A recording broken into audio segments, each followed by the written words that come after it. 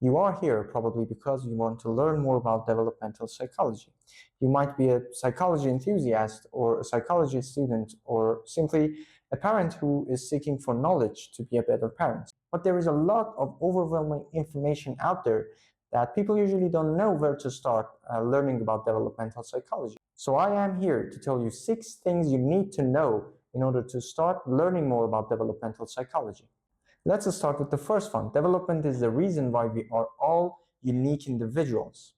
Development is the process of cooperation between nature and nurture. The nature part of this cooperation is basically all the biological foundations and cognitive foundations we all have.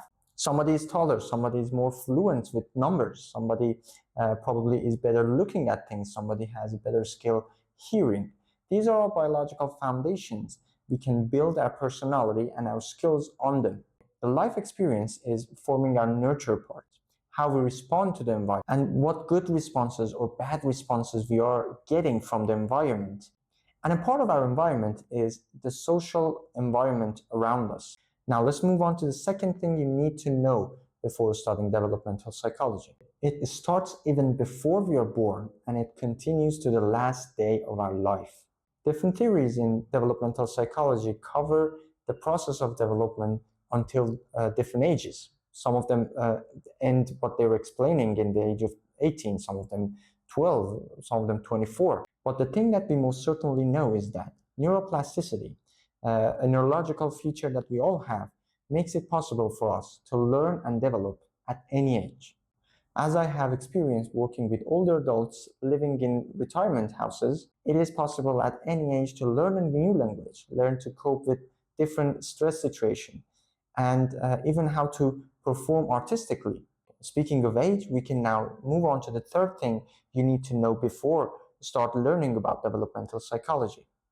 It is not always a move forward. The overall image is that we are evolving in all our capabilities and potentials by the first few decades of our lives. I don't know, 30 or 40 years old, I don't care. And after reaching our prime days, we will start a gradual decline. Generally speaking, that is true, but in details, things might seem a little bit different. In some crucial periods of our developmental process, we might take some steps backward in some skills. For example, a toddler might take a few steps backward in learning language. Initially, the toddler is able to use the word went in a correct way. But after learning about grammatic rules for verbs, it might make a mistake of using goed instead of went. That is because at the first place, the child is not able to understand why he is using the word went. But after learning about present simple, past simple, and these stuff, they might think that, okay, went, let's forget about went, let's use goed, because go plus ed is the past form of go. And after that, through the receiving feedback from the environment, from other people, they will correct their mistake. And after a few weeks or few months of making this mistake, that will vanish and they will start to use the went verb correctly again. These steps backward and regressions are nothing to be worried about usually, and they don't last more than a few months. So if the child has a few decline in some tasks, don't worry about it. But if it lasts more than a few months, you might be a little bit worried. Go visit a professional and have the best care possible. Speaking of visiting a professional, we can now move on to the fourth thing you need to know before studying more about developmental psychology. There are certain disorders related to development. These are a wide range of problems that can happen for a person in their natural process of development. These problems can have physical, cognitive, emotional, or social symptoms. The disruption in the process of development can be a result of different types of factors, genetic factors, brain injury, prenatal exposure, or even social influences. There is 6 major categories of developmental problems. Neurodevelopmental problems like ADHD and autism, motor disorders like CP, genetic problems and chromosomal disorders like Down syndrome, emotional and behavioral problems like ODD or CD, and also there are sensory processing disorders such as congenital insensitivity to pain. And the last category is prenatal and perinatal disorders such as fetal alcohol spectrum disorder. Now, let's move on to the fifth thing you need to know before starting the journey of learning developmental psychology. There are many theories in developmental psychology. Human development is very complex, and it has been a very long time that we are trying to understand it. Each theory has came in a different time to explore a different aspect of development. And that is why I believe there is no single theory explaining everything about developmental psychology. And we need to combine and use multiple theories to do what we want to do. Now I am going to tell you about a few of these theories and what they are trying to tell us. Psychoanalytic theory is trying to understand better unconscious drives and emotional conflicts, while cognitive theories are trying to understand how thinking evolves in the process of development. At the same time, behavioral and social learning theories are trying to observe the observable behavior and also understand how environment influences the development. At the same time, biological theories are trying to measure the influence of genetics and maturation in the process of development. What we need to know is that each of these theories are trying to teach us different things, and we might not need to know all about every one of them. For example, if somebody at my age is trying to understand and accept the experiences he had in childhood, he doesn't need to go and learn about cognitive development or information processing theories.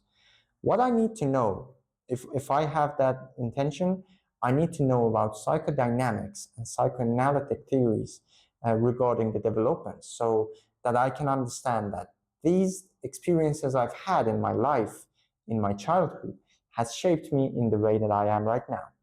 So if the same person, a male at my age, is trying to be a better parent, is trying to function better as a father, doesn't need to go and learn all about his own childhood experiences. What he needs to know is how to install a better foundation, a better environment for his child to be able to evolve as a more mature and a better functioning person.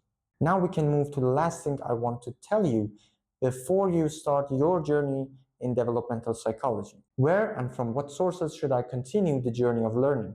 For psychology enthusiasts who are not seeking for a career in psychology and are not responsible for a child at this moment, you can go in YouTube and find channels like myself, channels who are talking about psychology, different aspects and different fields of psychology, and you can find a lot of cool stuff in there. You can also use AI. You can ask, I don't know, ChatGPT for a specific question that you cannot find the answer for, and they usually have good answers. And if you doubt anything that they say, you can check with a professional, or I don't know if you have a friend in this academic field, you can check with them. And that would be enough for you, I think. But if you are a parent or a person who is in charge of a kid, you should take it more seriously. You can check the registrations in your country and seek for a trusted source of information, governmental foundation or non-profit foundation that can give you what you need. They can support you, they can give you the information, and they can train you for the skills that you need. And that will be a good source for you. You can also, if there is anything bothering you, if there is anything concerning you, I don't know whether it is emotional about your child. I mean, if your child has emotional problems, I know behavioral problems, the learning is with a very slow pace, slower than other kids in their age, you need to visit professionals. A doctor can be a good start. Developmental psychologists are out there everywhere in the world, and you can find the service you need. But if everything is fine and you are just seeking for a source of information that helps you, that can help you being a better parent and be more aware of what you are doing regarding your child, you can take a few online courses, or you can buy and purchase a few trusted handbooks like The Whole Brain by I think Daniel Siegel, and that can be really helpful. These sources of information can help you throughout the process of raising a child, and you can refer to them anytime you have a problem or you have a doubt. Finally, if you are a psychology student, you have no other way. I have done it, my teachers have done it, your teacher has done it, and you cannot do anything else. You need to do the hard work. Take your source books, read them, and get ready to do what you are supposed to do out there in the real world. Finally, we are at the end. Thank you for watching this video. I am Ali Amini. I live in Iran, and I am a master degree student in psychology. And I'd like to share what I am experiencing in learning and doing things in psychology. So if you like what I am doing, please hit the subscribe button, and let's go for more.